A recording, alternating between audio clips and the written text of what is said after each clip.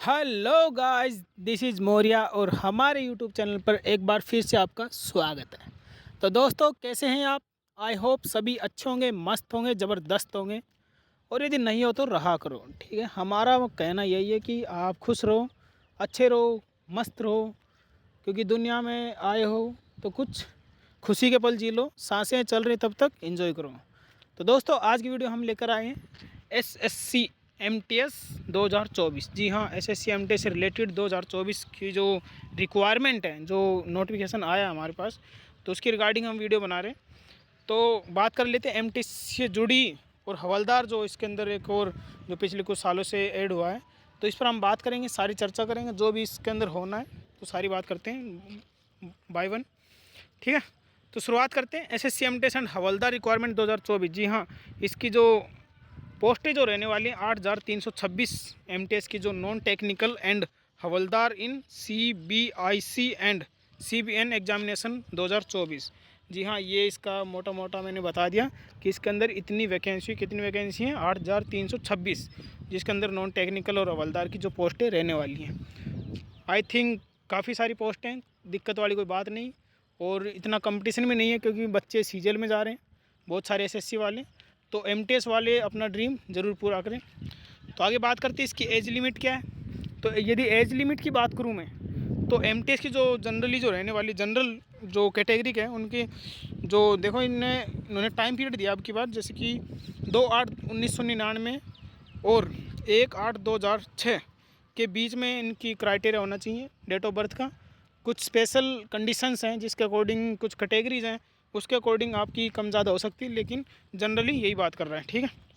इसके अंदर जो रिलैक्सेशन जो होता है 3 साल का जो रिलैक्सेशन मिलता है वो है ओबीसी के लिए, और 5 साल का है जो अलग से रिजर्वेशन है वो है एससी एसटी का, ठीक है। तो ये अपना ध्यान दे ले इस पर, किसको कितना क्या छूट मिलता है, ठीक है। हम सभी की बात कर लेते हैं।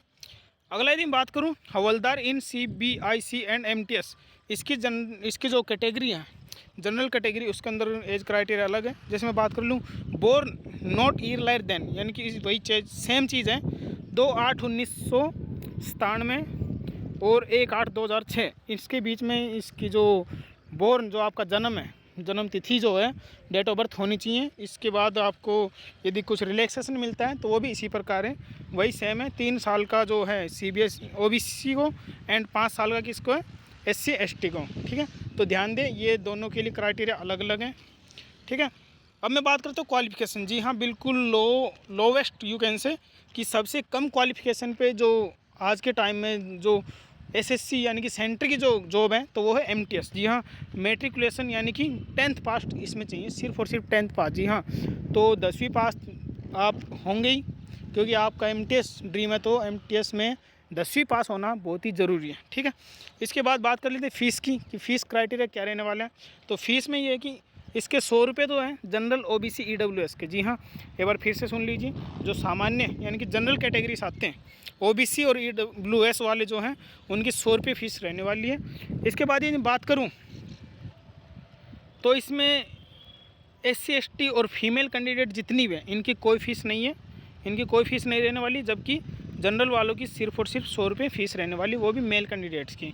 बाकी आप कहाँ से अप्लाई करते हो, ऑनलाइन करते हो, सीएससी सेंटर्स करते हो, आई थिंक उसकी नीड नहीं है। आप चाहो तो अपने मोबाइल में आप कर सकते हैं, है ना। बिल्कुल सिंपल सा प्रोसीजर है। आप कहोगे तो हम वो प्रोसीजर भी डाल देंगे इसके अंदर, आप सिर्फ कमेंट करना ताकि हमें पता चल जाए, ठीक है। और इसकी यदि मैं लास्ट डेट की बात करूँ, जो कि सबसे इम्पोर्टेंट थिंग्स है, तो वो है लास्ट डेट, वो है 31/7/2024 अप टू 11 PM, यानी कि रात को 11 बजे तक आप 31 जुलाई तक ये फॉर्म फिल कर सकते हैं। बिल्कुल आपके पास इतनी छूट है, उसके बाद कोई ऑप्शन नहीं है। यदि कोई ऑप्शन होगा, कोई टेक्निकल इश्यू होता है तो मे भी एक्सटेंड कर दें, बट अभी के लिए यही है, ठीक है। तो अभी के लिए इतना ही था। Thanks to all, and video अच्छा लगे तो लाइक शेयर एंड सब्सक्राइब ज़रूर करें, और यही हमारे लिए मोटिवेशन है। अभी के लिए बाय, टेक केयर।